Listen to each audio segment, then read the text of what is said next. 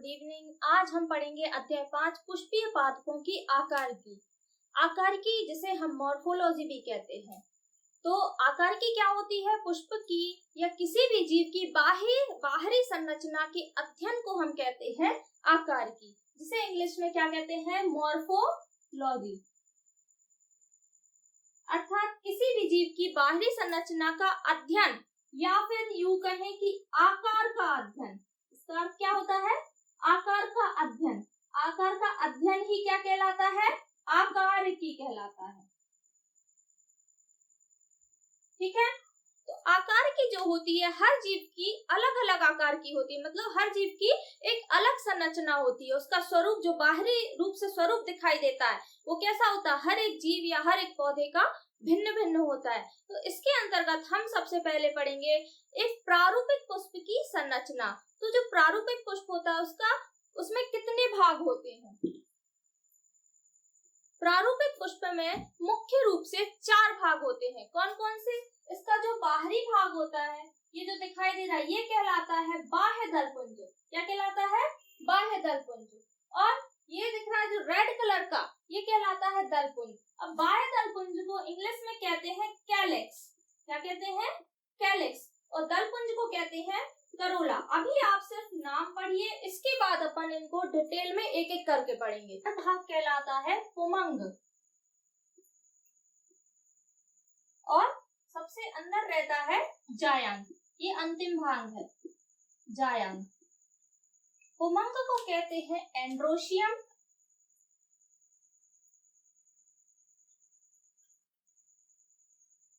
और जायंग को कहते हैं गायनोशियम। ओके। तो पुष्प में कौन कौन से भाग होते हैं? सबसे पहला बाह्य दलपुंज, दूसरा दलपुंज, तीसरा पुमंग, चौथा जायंग। ये जो चारों भाग हैं पुष्प के, एक ये जो भाग दिखाई दे रहा है, ये कैसा है? फूला हुआ भाग, जिसे हम कहते हैं पुष्पासन। क्या कहते हैं? पुष्पासन या थैलेमस।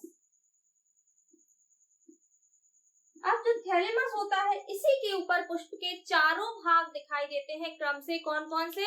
बाह्य दलपुंज, दलपुंज, गायनोशियम और एंड्रोशियम, मतलब पुमंग और जायंग। तो सबसे पहला भाग क्या होता है? बाह्य दलपुंज। ये दिखाई दे रही है एक पुष्प की संरचना। अब क्या है, रात हो चुकी है तो फूल जो है वो थोड़ा सा मुरझा गया है, लेकिन फिर भी आपको स्पष्ट भाग इसमें दिखाई देंगे। ये जो है, देखो, ये दिख रहा होगा स्पष्ट रूप से। ये क्या है? यहाँ जो फूला हुआ भाग है, ये कहलाता है पुष्पासन।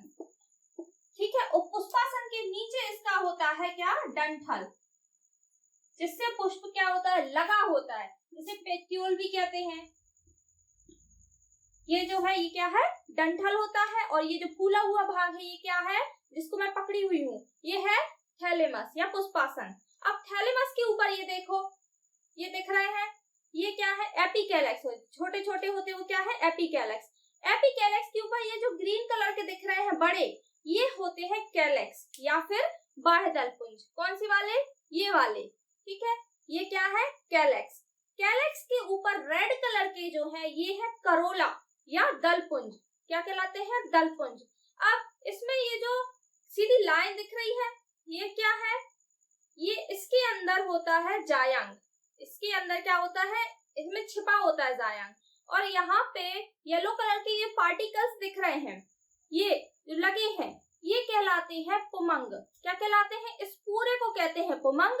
यहाँ पे जो पीला ये दिख रहा है, ये कहलाता है पुंकेसर। जिससे ये जुड़ा होता है वो कहलाता है फिलामेंट। और जहाँ ये जुड़ा होता है उसको कहते हैं कनेक्टिव या योजी। ठीक है। और ऊपर होता है स्त्री केसर। यहाँ से एक लाइन जा रही है सीधी, ये दिख रही है लाइन, ये लाइन होती है, ये कहलाती है वर्तिका या स्टाइल। और सबसे ऊपर जो इसका सिर होता है, जहाँ ये खत्म होती है, वो कहलाता है वर्तिकाग्र। ये जो भाग होते हैं, ये सब काय के भाग होते हैं? जायंग के भाग। ठीक है। अब हम इसको तोड़ लेते हैं। तो सबसे पहले आपको क्लियर हो गया ना कौन कौन से भाग होते हैं? मुख्य रूप से हमें 4 पढ़ना है। एपिकैलेक्स को नहीं पढ़ना है। कैलेक्स, करोला, एंडोशियम और अंदर क्या होता है? गायनोशियम। अब देखेंगे गायनोशियम के अंदर क्या होता है। ये जो होती है, ये पूरी क्या कहलाती है? वर्तिका यानी स्टाइल। और सबसे ऊपर का इसका भाग कहलाता है वर्तिकाग्र।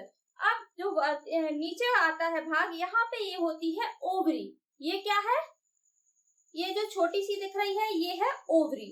अब हम अगर इस ओवरी को काटेंगे ब्लेड से या किसी भी नुकीली चीज से, तो इसके अंदर छोटे छोटे से ओव्यूल्स दिखाई देते हैं। छोटे छोटे से बहुत बारीक होते हैं। आपके घर में भी ये गुड़हल का फूल अवेलेबल होगा, तो आप इस पे प्रैक्टिकल करके इसके भागों के नाम पढ़ सकते हैं। ठीक है, इसमें छोटे छोटे से व्हाइट कलर के होते हैं जो कहलाते हैं अंडक या ओव्यूल। तो सबसे पहला भाग क्या होता है? बाह्य दल पुंज, है ना, जिसे हम क्या कहते हैं? कैलेक्स। जो कैलेक्स होते हैं इनकी संख्या होती है 5 से 7। हम यहाँ पे देख लेते एक एक करके।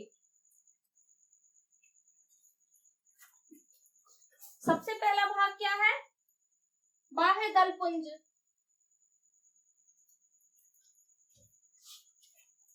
जो बाह्य दल पुंज है उसकी इकाई होती है बाह्य दल। क्या होती है? बाह्य दल। इसकी संख्या होती है 5 से 7 और ये कैसे होते हैं? हरे रंग के होते हैं। ठीक है, और ये पुष्प का प्रथम चक्र है। चक्र क्यों? क्योंकि ये पूरे चारों तरफ गोलाई में लगे होते हैं। ठीक है, तो ये क्या हो? पुष्प का प्रथम चक्र होता है। 5 से 7 इनकी संख्या होती है, हरे रंग के होते हैं और ये इसकी इकाई जो होती है वो होती है सेपल, या हिंदी में कहेंगे बाह्य दल। ठीक है, दूसरा पॉइंट जो है वो है दलपुंज। जो दलपुंज है वो कैसे होते हैं?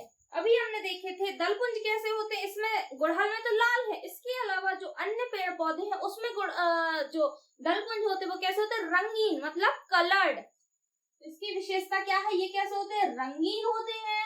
इसके अलावा आकर्षी होते हैं, है ना, क्योंकि इससे क्या होता है? लोग अट्रैक्ट होते हैं, फूल की तरफ खिंचते हैं, और खुशबूदार होते हैं। ठीक है, कैसे होते हैं? खुशबूदार होते हैं।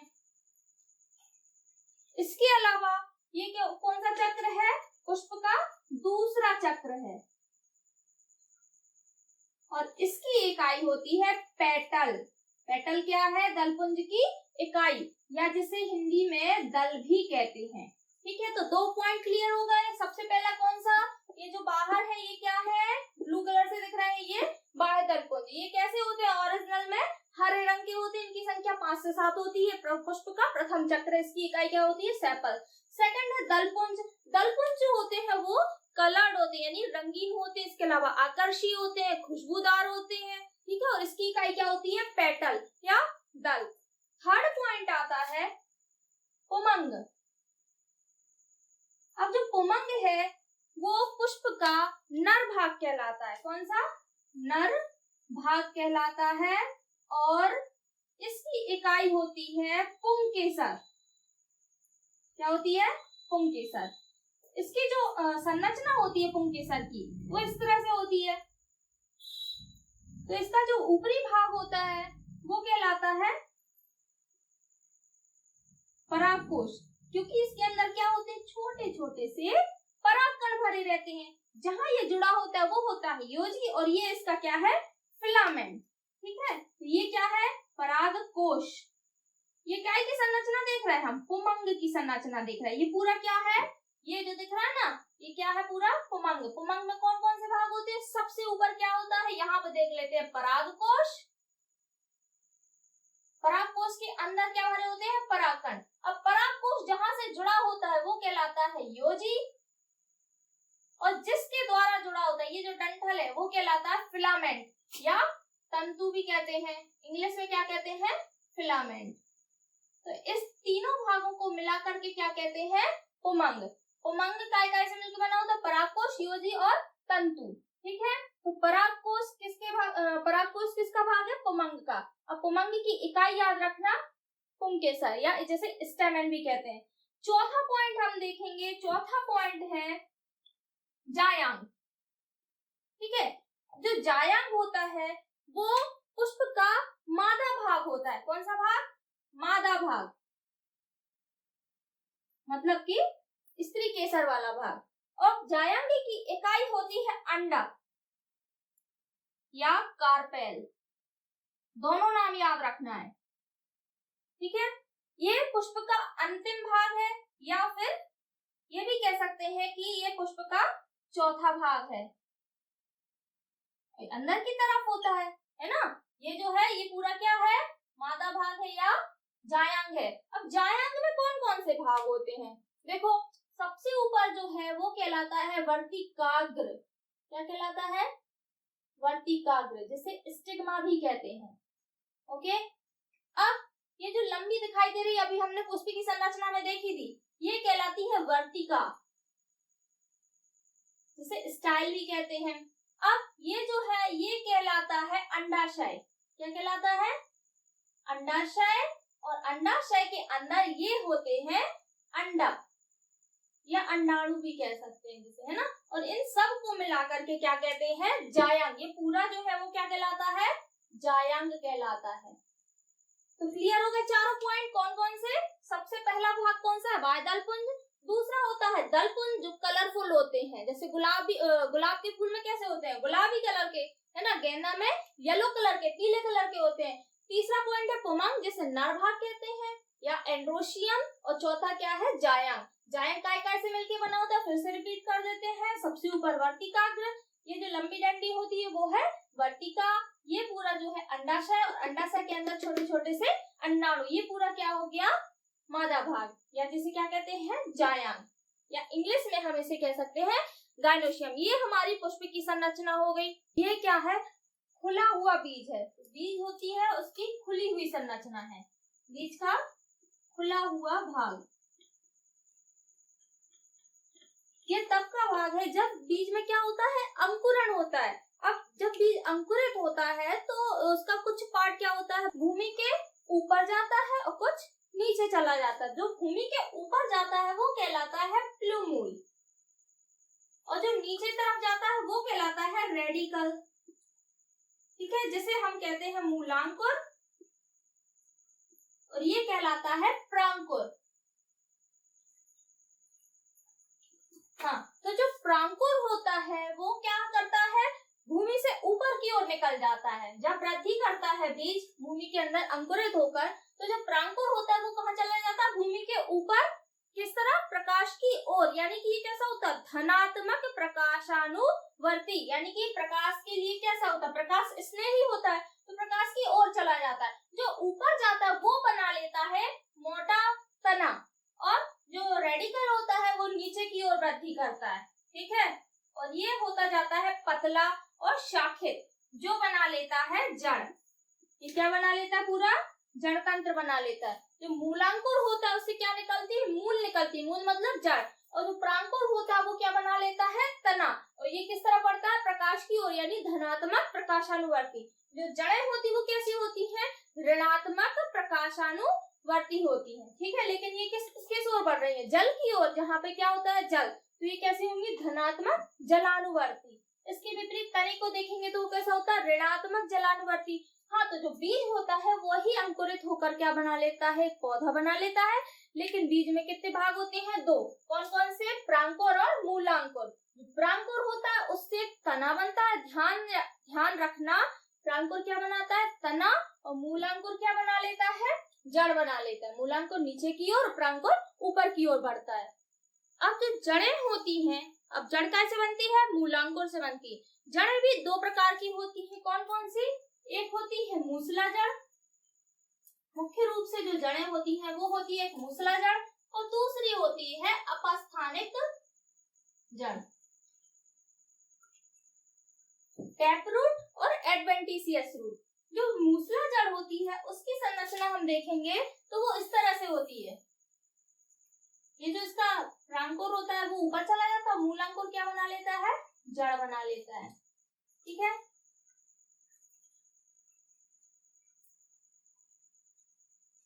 ये है मूसला जड़, स्पष्ट रूप से दिख रही होगी। ये कैसी होती है, शाखित होती है, मतलब ये क्या होती है, वृद्धि करती जाती है। और जो अपस्थानिक जड़ होती है वो ऐसी होती है, ग्रुपिंग वाली होती है, रेशेदार और गुच्छेदार होती है। ये क्या है, अपस्थानिक जड़। चित्र में स्पष्ट रूप से दिख रहा होगा कि ये मूसला जड़ कैसी है और अपस्थानिक जड़ कैसी होती है। तो अब हम इनमें देखेंगे अंतर। मूसला जड़ और अपस्थानिक जड़ में हम अंदर देखेंगे। तो मूसला जड़ जो होती है वो कैसी होती है? सबसे पहला पॉइंट, मूसला जड़ में जो ये प्राथमिक जड़ होती है, ये क्या है? इसकी प्राथमिक जड़। ठीक है, ये जो होती है यहाँ से प्राथमिक, यहाँ से ये निकली होती है द्वितीयक जड़। मूसला जड़ में जो मुख्य भाग होता है यहाँ से, वो क्या करता है? वृद्धि करता है। ठीक है, मुख्य जो जड़ होती है या मुख्य भाग होता है वो क्या करता है? वृद्धि करता है ना। आगे क्या करता जाता है? वृद्धि करता जाता है। लेकिन इसमें क्या होता है? इसमें ये क्रिया नहीं होती, क्योंकि ये जो प्राथमिक भाग है यहीं पे इसकी वृद्धि रुक जाती है। तो इसमें क्या होता है? जो मुख्य भाग होता है उसकी वृद्धि क्या होती है? रुक जाती है ना। और ये क्या करती है? ये जो शाखा है, जो मुख्य भाग है, वो क्या करता है? शाखाएं बना लेता है, यानी कि वृद्धि करके क्या कर लेता है? ये शाखित हो जाता है। लेकिन ये कैसा हो जाता है? गुच्छेदार या रेशेदार जड़ें बनाता है ना। ये इकट्ठी जड़ें होती है, एक ही जगह से कई जड़ें निकली होती, तो ये कैसी होती हैं? गुच्छेदार या रेशेदार जड़ें होती हैं। ये कैसी होती हैं? शाखित जड़ें होती हैं। इसका जो मुख्य भाग होता है वो वृद्धि करता जाता है ना, इसकी क्या होती है? वृद्धि होती जाती है, और इसकी वृद्धि होती है मूलांकुर से। ऐसे मूलांकुर से। लेकिन इसकी वृद्धि मूलांकुर से नहीं होती है। इसकी कैसी वृद्धि होती है? वायवीय वृद्धि होती है। मूलांकुर से कैसी होती है? वृद्धि नहीं होती है, मूलांकुर से वृद्धि नहीं होती है, ये वायवीय वृद्धि है। यानी कि ये कहाँ वृद्धि करती है? ऊपर की ही ओर निकली होती है। जड़ें हमें स्पष्ट रूप से बाहर दिखाई देती है, लेकिन ये जड़ें क्या होती हैं? भूमि के अंदर गहराई तक जाती हैं, है ना। ये इसका मुख्य पॉइंट है, याद रखना। ये मूसला जड़ें कहाँ जाती हैं? जमीन में नीचे बढ़ती जाती, क्योंकि इसकी जो प्राथमिक जड़ है वो बना लेगी द्वितीयक जड़, और द्वितीयक जड़ बना लेगी तृतीयक जड़, चतुर्थक जड़। इस तरह से इसकी शाखाएं बढ़ती जाती हैं। तो ये जड़ कहाँ चली जाती है? भूमि में गहराई तक जाती है ना। लेकिन ये कहाँ होती है? ये गहराई तक नहीं जाती, ये ऊपर ही वृद्धि करती रहती है, गहराई तक नहीं जाती है। ये कहाँ करती है वृद्धि? एक ही स्थान पर ऊपरी रूप से वृद्धि करती है।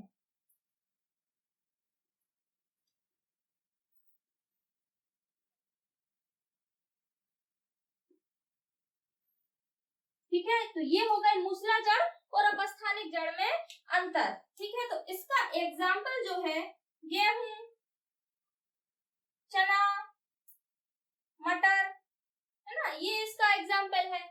और इसका एग्जाम्पल है मक्का। इसके अलावा केवड़ा की जड़ें, गन्ना की जड़ें, ये सब कैसी होती हैं? अपस्थानिक जड़, जो कैसी होती है? गुच्छेदार, एक ही स्थान से निकलती हैं। मूसला जड़ सबने देखी होंगी, वैसे तो ये भी देखी होंगी, लेकिन ध्यान नहीं दिया होगा। अब आप ध्यान से देखना कि जड़ें कितने प्रकार की होती है। ठीक है, ये जड़ के विभिन्न क्षेत्र हैं। तो जड़ में पाए जाने वाले कौन कौन से क्षेत्र होते हैं? सबसे पहला जो है वो होता है मूल टोप, या जिसे रूट कैप भी कहते हैं। जो जड़ का सबसे अंतिम भाग होता है, या कह सकते हैं कि जड़ का सबसे पहला भाग, ऊपरी भाग क्या कहलाता है? मूल टोप। यानी कि जड़ में एक कवरिंग होती है, जड़ का जो अंतिम सिरा होता है वो एक टोप के द्वारा ढका होता है, जैसे कहते हैं मूल टोप। मूल टोप क्या करता है? जड़ की किसी भी बाहरी आघातों से रक्षा करता है। ठीक है, और मूल टोप के ऊपर ही क्या होता है? वर्धी क्षेत्र। वर्धी क्षेत्र में पाई जाती हैं कुछ इस प्रकार की सेल्स, जो क्या करती हैं? कोशिका का विभाजन करती रहती है निरंतर, इसलिए इसको क्या कहते हैं? वर्धी क्षेत्र। वर्धी क्षेत्र में सेल्स पाई जाती हैं जो लगातार डिवीजन करती हैं, यानी कि विभाजन करती हैं। थर्ड पॉइंट आता है लंबाई में बढ़ने वाला क्षेत्र। यह जो क्षेत्र है ये सबसे लंबा होता है, लगभग 2.5 mm का होता है। ठीक है, इसके यही क्या करता है? लंबाई में वृद्धि करता है, जिसके द्वारा जड़ की लंबाई बढ़ जाती है। अगला पॉइंट आता है, चौथा पॉइंट, मूल रोम प्रदेश। मूल रोम प्रदेश यानी कि root hair region. Root hair region में क्या होते हैं? बहुत सारे रूट हेयर्स निकले होते हैं। अब जैसे जैसे जड़ बढ़ती जाती है वैसे वैसे नए मूल रोम निकलते जाते हैं। मतलब मूल रोम की जो लाइफ होती है वो फिक्स नहीं होती है, इनकी वृद्धि होती जाती है और ये मिटते जाते हैं और नए मूल रोम निकलते जाते हैं। ठीक है। लास्ट पॉइंट आता है 5वां पॉइंट, स्थायी क्षेत्र मतलब परमानेंट रीजन।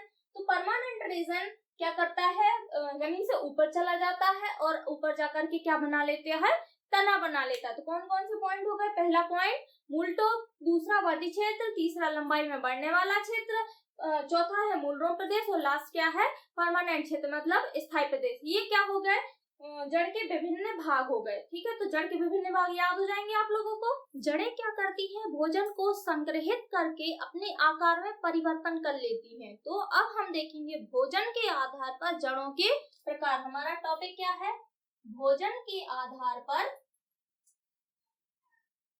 जड़ों के प्रकार। तो भोजन के आधार पे जड़ों के 3 प्रकार होते हैं।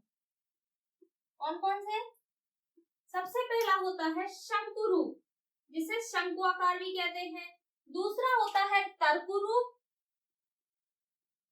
और तीसरा होता है कुंभी रूप। ठीक है, तो सबसे पहला क्या होता है, शंकु रूप। तो शंकु रूप होता है, उसका आकार होता है कैसा, शंकु के आकार का। ठीक है, शंकु मतलब एक कोन जो कैसी होती है, ऊपर तो चौड़ी होती है लेकिन नीचे कैसी होती है, पतली होती है। शंकु आकार, शंकु जो रूप होता है जड़ का, उसका आकार होता है शंकु के आकार का, है ना। शंकु कैसा होता है, ऊपर चौड़ा दिखाई देता है और धीरे धीरे नीचे पतला दिखाई देता है। इस प्रकार की जड़ गाजर में पाई जाती है। अगर हम गाजर को देखेंगे तो उसका आकार कैसा होता है, शंकु रूप। तो शंकु रूप का एग्जाम्पल क्या हो गया, गाजर। ठीक है, नेक्स्ट आता है तर्कु रूप। कुछ जड़ें कैसी होती हैं, ऊपर और नीचे पतली होती हैं, बीच में कैसा भोजन करती है ग्रहण, जो बीच में भोजन ग्रहण करती है वो अत्यधिक भोजन ग्रहण कर लेती है। बीच में कैसी दिखाई देने लगती है, मोटी, और ऊपर नीचे कैसी दिखती है, पतली, यानी कि थोड़ी इसकी अपेक्षा पतली दिखाई देती है। यानी कि वो क्या बना लेती है, एक तर्कु बना लेती है। ठीक है, तो इसलिए उसका नाम क्या दे दिया, तर्कु रूप। और जो तर्कु रूप जड़ है इसका एग्जाम्पल है मूली, क्योंकि मूली का आकार कैसा होता है, तर्कु रूप। ठीक है, तो भोजन के आधार पर अर्थात इनका भोजन कहाँ ज्यादा इकट्ठा हो रहा है और कहाँ कम इकट्ठा हो रहा है। अगला जो होता है अंतिम है वो है कुंभी रूप। कुंभी रूप में क्या होता है, जो जड़ ऊपर की ओर होती है वो एक कुंभ बना लेती है। क्या बना लेती है, कुंभ, यानी कि घड़ा के समान संरचना बना लेती है, जो कि कैसा होता है, फूला हुआ दिखाई देता है। और नीचे एक डोरी के समान संरचना हो जाती है। इसमें जड़ होती है वो धीरे धीरे नीचे कैसी हो जाती है, पतली हो जाती है। ठीक है, तो इस प्रकार की जड़ हम किस में देखने मिलती है, ये क्या है, सलजम। ठीक है, सलजम या चुकंदर। तो ये क्या बना लेती हैं, ये कुंभी रूप में भोजन को ग्रहण कर लेती हैं। जिस तरह से भोजन को ग्रहण कर लेती हैं उनका आकार भी उसी तरह का हो जाता है और उस आधार पर जड़ों को नाम दे दिए गए। कौन कौन से, शंकु रूप, कुंभी रूप और तर्कु रूप। तो ये तीनों नाम आपको याद हो जाएंगे। कुछ जड़ें होती हैं जो दलदली भूमि में पाई जाती हैं और ऐसी जड़ों में ऑक्सीजन की कमी हो जाती है या वायु की कमी हो जाती है। ये जड़ें क्या करती हैं, वायु की कमी को पूरा करने के लिए जो जड़ें होती है, जड़ें कहाँ होती है, जमीन के नीचे होती हैं, लेकिन जो वायवीय जड़ें होती हैं वो क्या करती हैं, वायु की कमी को पूरा करने के लिए जमीन से ऊपर आ जाती हैं, है ना, भूमि के विपरीत, क्योंकि जड़ें हमेशा नीचे वृद्धि करती हैं। लेकिन कुछ जड़ें क्या होती हैं, जमीन के ऊपर निकलकर ऊपर वृद्धि करने लगती है। ऐसी जड़ों को हम कहते हैं श्वसन मूल। क्या कहते हैं, श्वसन मूल, या इंग्लिश में इसे न्यूमेटोफोर भी कहते हैं। तो ये जो जड़ें होती है वो कहाँ होती हैं, दलदली भूमि में पाई जाती हैं। और दलदली भूमि में क्या होती है, ऑक्सीजन की कमी होती है ना। तो ऑक्सीजन की कमी को पूरा करने के लिए ये जड़ें कहाँ आ जाती हैं, भूमि से ऊपर आ जाती हैं, भूमि के ऊपर आ जाती हैं और भूमि के ऊपर ही क्या कर लेती हैं, ये जड़ें वृद्धि कर लेती हैं, है ना। तो ये कैसी हो जाती हैं, ऊपर लंबवत रूप में आ जाती है। लेकिन कुछ जड़ें क्षैतिज रूप में भी होती हैं। मुख्य रूप से जड़ें हमेशा कहाँ जाती हैं, जमीन के नीचे जाती हैं, लेकिन ये जड़ें कहाँ आ जाती हैं, जमीन के ऊपर, क्योंकि ये ऐसी भूमि में पाई जाती हैं जहाँ पे O2 की यानी ऑक्सीजन की बहुत ज्यादा कमी होती है। इन जड़ों में छोटे छोटे से छिद्र होते हैं जिसे कहते हैं वातरंध्र। क्या कहते हैं, वातरंध्र या लेंटिकल्स भी कहते हैं जिसे, है ना। इन्हीं वातरंध्र के द्वारा ये जड़ें क्या करती हैं, आसपास से ऑक्सीजन को कलेक्ट कर लेती हैं और वायु की कमी को पूरा कर लेती हैं, क्योंकि ये जड़ें कहाँ पाई जाती हैं, दलदली भूमि में पाई जाती हैं। इसका एग्जाम्पल है राइजोफोरा। जो राइजोफोरा होता है वो दलदली भूमि में पाया जाता है। पश्चिम बंगाल के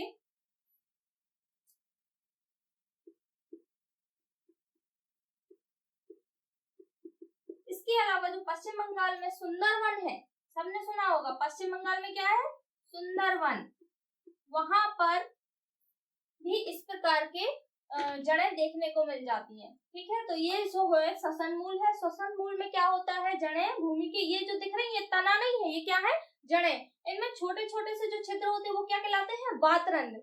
ये जो जड़ है वो क्या कहलाती है, श्वसन मूल। कुछ श्वसन मूल क्षैतिज रूप से वृद्धि करती हैं, जैसे क्या कहते हैं, क्षैतिज श्वसन मूल, और इसमें छोटी छोटी सी अवशोषी जड़ें भी पाई जाती हैं, है ना। और यही जड़ें क्या करती हैं, भूमि से ऊपर आ जाती हैं और वायु की कमी को पूरा कर लेती हैं, क्योंकि ये बाहर जो वातावरण है वहां पे क्या होती है, वायु पर्याप्त होती है, लेकिन दलदली भूमि में वायु इन जड़ों को नहीं मिल पाती है, इसलिए ये क्या कर लेती है, जमीन से ऊपर वृद्धि कर लेती है, और ऐसी जड़ों को हम क्या कहते हैं, न्यूमेटोफोर। अब हम देखेंगे जड़ों में रूपांतरण, मतलब जड़ें क्या करती हैं, भोजन को संग्रह करके या इकट्ठा करके अपने आकार में परिवर्तन कर लेती हैं, या श्वसन के आधार पर परिवर्तन कर लेती हैं, मतलब ये इनके आकार के आधार पर इनमें रूपांतरण पाया जाता है। तो जड़ों में कौन कौन से रूपांतरण के आधार पर जड़ें मुख्य रूप से हमने पढ़ी थी, कितने प्रकार की होती है, 2 प्रकार की। पहली कौन सी, मूसला जड़, और दूसरी अपस्थानिक जड़। अब मूसला जड़ें क्या करती हैं, अपने आप में रूपांतरण कर लेती हैं किन 2 आधार पर, सबसे पहला आधार होता है भोजन संग्रह के आधार पर, दूसरा श्वसन के आधार पे। तो जब भोजन को संग्रह करती है तो उसको कहाँ पे इकट्ठा करती है ना। तो सबसे पहला जो है वो शंकुरूप, यानी कि जो जड़ें होती है वो क्या बना लेती हैं, शंकु। ये हम पहले भी पढ़ चुके हैं। ठीक, तो जड़ें क्या बना लेती, शंकु बना लेती है, इस आधार पे शंकु रूप होता है। तरकु यानी कि जो किनारे ऊपर और नीचे पतली होती है, बीच में मोटी होती है। कुंभी रूप जो ऊपर कुंभ का आकार बना लेती है, नीचे पतली डोरी के समान होती है। शंकु रूप में क्या पढ़ा था, गाजर। तरकु रूप में मूली, और कुंभी रूप में चुकंदर या सलजम पढ़ी थी हमने। ठीक है, तो ये जो है ये क्या हो गई, भोजन संग्रह के आधार पे कौन कौन से, शंकु रूप, तरकु रूप और कुंभी रूप। श्वसन के आधार पे हम पढ़ चुके हैं श्वसन मूल या राइजोफोरा। अभी जस्ट पहले हमने श्वसन मूल पढ़ी है, जिसमें क्या होती है, जड़ें जो भूमि के ऊपर आ जाती हैं, क्योंकि उसमें क्या होती है, ऑक्सीजन की कमी होती है, जो कि दलदली भूमि में पाई जाती है। तो श्वसन मूल का उदाहरण हो गया राइजोफोरा, जो कि क्या कर लेती है, श्वसन के लिए अपने रूप में परिवर्तन कर लेती हैं। ये हो गई मूसला जड़ें। मूसला जड़ें भोजन संग्रह के आधार पर और श्वसन के आधार पर परिवर्तन करती हैं। और जो अपस्थानिक जड़ें हैं वो कितने प्रकार से परिवर्तन करती हैं, 3 प्रकार से। कौन कौन सा, पहला होता है भोजन संग्रह, दूसरा आधार प्रदान करने के लिए, और तीसरा विशिष्ट कार्य के लिए। तो सबसे पहले हम देखेंगे भोजन संग्रह, शॉर्ट में देख लेते हैं। भोजन संग्रह के आधार पे कितने प्रकार होते हैं। पहली होती है गुच्छ मूल, मतलब जो गुच्छे में पाई जाती है। उसका एग्जाम्पल, ये जो चार्ट है उसका आप या तो स्क्रीनशॉट ले सकते हैं या फिर आप इसको बढ़िया तरीके से नोट कर सकते हैं। ठीक है, तो ये गुच्छ मूल होती है पहली जड़ भोजन संग्रह के आधार पर। ये हम क्या पढ़ रहे हैं, अपस्थानिक जड़ें। ठीक है, तो अपस्थानिक जड़ का पहला प्रकार होता है भोजन संग्रह के आधार पर। पहला क्या है, गुच्छ मूल। गुच्छ मूल का एग्जाम्पल आपको याद रखना है शतावल, ये गुच्छे के समान होती हैं जड़ें। दूसरा होता है कंदमूल, मतलब इसका आकार कैसा होता है, फूला हुआ कंद के समान, जो क्या कहलाता है, शकरकंद, सबने देखा होगा। अगला है ग्रंथिल जड़ें, इसमें क्या होती हैं, गांठें होती हैं। अदरक, इसका एग्जाम्पल है अदरक। अदरक में क्या होती है, बीच बीच में गांठें होती है, पर्व संधिया कहते हैं जिसे। ठीक है, तो ग्रंथिल मूल का एग्जाम्पल क्या हो गया, अदरक हो गया। ठीक है, नेक्स्ट है जो है मणिकामय। तो मणिकामय में क्या होती है, बीच बीच में मणि के समान यानी कि गोलाकार संरचना होती है, जिसे हम क्या कहते हैं, मणिकामय। इसका एग्जाम्पल है डायोस्कोरिया एलाटा, या हल्दी भी इसका एग्जाम्पल है। ठीक है, नेक्स्ट है वलयित जड़ें, जो क्या कर लेती है, एक दूसरे में फंस जाती हैं, ये कहलाती है वलयित जड़ें। इसका एग्जाम्पल याद रखना, एटिकोक। अब आता है आधार प्रदान करने के लिए। आधार प्रदान करने के आधार पे हमें जड़ों के प्रकार देखना है। तो पहला है स्तंभ मूल, है ना। तो स्तंभ मूल में क्या होता है, बरगद सबने देखा होगा। बरगद में क्या होता है, जो तना होता है, मुख्य तना, उसके जो डालियां निकली होती है, उन डालियों से भी कुछ जड़ें जाती हैं, जो जमीन के चारों जमीन में चली जाती, जैसे ये है बरगद। तो इसका जो तना होता है, इसका तना होता है, यहाँ से जड़ें निकली होती हैं जो कहाँ चली जाती हैं, जमीन की ओर। इसके तने से ही जड़ें निकल आती हैं, इसलिए इसको क्या कहते हैं, स्तंभ। स्तंभ यानी तना और मूल यानी जड़, क्योंकि इसके स्तंभ से क्या निकलती है, जड़ें निकलती, इसलिए इसको क्या कहते हैं, स्तंभ मूल। तो जल्दी समाप्त करते हैं इस टॉपिक को। स्तंभ मूल का एग्जाम्पल क्या होगा, बरगद। ठीक है, अब नेक्स्ट आता अब स्तंभ मूल। तो अब स्तंभ मूल का एग्जाम्पल क्या है, गन्ना। गन्ना में कैसी जड़ें होती है, इकट्ठी, यानी कि अब जो जड़ें कैसी होती है, पास यहाँ से एक ही जगह से बहुत सारी निकली होती है, सबने देखी होंगी, गन्ने में इसी तरह से जड़ें पाई जाती हैं। ठीक है, अब स्तंभ मूल का एग्जाम्पल क्या हो गया, गन्ना। इसके अलावा इसका एग्जाम्पल मक्का, ठीक है, केवड़ा, ये सब अब स्तंभ मूल के हैं। अगला होता है पुष्प मूल। पुष्प मूल में क्या होता है, जो तना होता है, तने का जो अंतिम सिरा होता है वो पटिये के समान होता है, ऐसा लगता है जैसे कोई पटिया टिका हो। ठीक है ना, तो ये कहलाती है पुष्प मूल। इसका एग्जाम्पल है सेमल। अगला होता है आरोही जड़ें। आरोही जड़ें क्या करती हैं, किसी अन्य तने पर चढ़ जाती हैं, है ना, और हमेशा ऊपर की ओर बढ़ती है। मनी प्लांट सबने देखी होगी, मनी प्लांट कैसी होती है, ऊपर की ओर बढ़ती है, कहीं भी बढ़ने लगती है या किसी तने के सहारे से बढ़ने लगती है ना। अगला है क्लाइंबिंग। तो क्लाइंबिंग जड़ें क्या करती हैं, ये किसी भी अन्य पेड़ के ऊपर क्लाइंब करती हैं, यानी कि ये एक दूसरे पर आरोपित हो जाती हैं, आगे की ओर बढ़ती हैं। ठीक है, तो ये क्या कहलाती हैं, क्लाइंबिंग जड़ें, जिसका एग्जाम्पल क्या है, बेंडा। अब अगला देखेंगे विशिष्ट कार्य के लिए जो जड़ें होती हैं, वो है, पहला है प्रचूसी मूल, इसका एग्जाम्पल है आर्किड। अगला है परिपाची मूल, इसका एग्जाम्पल क्या है, सिंघाड़ा। ठीक है, तो सिंघाड़े में इस तरह की जड़ें मिल जाती हैं। जनन मूल, वो क्या, उसका एग्जाम्पल क्या होगा, ब्रायोफिलम। अगला है चूस्की मूल, इसका एग्जाम्पल क्या है, अमरवेल। चूस्की क्यों नाम पड़ा, क्योंकि इसमें छोटे छोटे से चूस्कांग निकले होते हैं। अमरवेल एक प्रकार की परजीवी जड़ें हैं, है ना। परजीवी क्यों, क्योंकि ये स्वयं भोजन नहीं बना सकती, ये किसी अन्य पौधे से भोजन को प्राप्त करती है और इसमें छोटे छोटे से अवशोषक या चूस्कांग निकले होते हैं, इसके आधार पर भी इसका नाम पड़ गया। कवक मूल, जो कवक में जो मूल लग जाती है, मतलब जो मूल में कवक लग जाती है, उसको क्या कहते हैं, कवक मूल, है ना। इसका एग्जाम्पल क्या है, चीड़, इसको माइकोराइजा भी कहते हैं। जो उच्च पौधे होते हैं, उच्च वर्गीय पौधे, उनकी जड़ों में कवक लग जाती है, उसके आधार पर इसका नाम क्या पड़ गया, कवक मूल। लास्ट है संकुचनशील मूल। संकुचनशील मूल क्या होती है, जो बढ़ती रहती हैं और संकुचन करती रहती हैं, इसका एग्जाम्पल क्या होगा, प्याज, लहसुन। इसके अलावा केसर भी संकुचनशील जड़ों का एग्जाम्पल है। तो स्टूडेंट्स, आज का हमारा लेक्चर यही समाप्त करते हैं। आप मेरा वीडियो देखिए और 11th बायो के जो भी आपके आसपास में स्टूडेंट्स हैं, उनको ये वीडियो जरूर शेयर कीजिए, और आपके जो भी डाउट्स हो वो आप टेलीग्राम लिंक पर या फिर कमेंट बॉक्स में जाकर के मुझसे पूछ सकते हैं। ठीक है, thank you. Thanks for watching the video. कृपया वीडियो को लाइक, शेयर एंड सब्सक्राइब कीजिए। अगला लेक्चर जल्द ही लेके आएंगे, तब तक नोट्स बनाइए, रिवीजन कीजिए और अच्छे से पढ़ते रहिए। Thank you.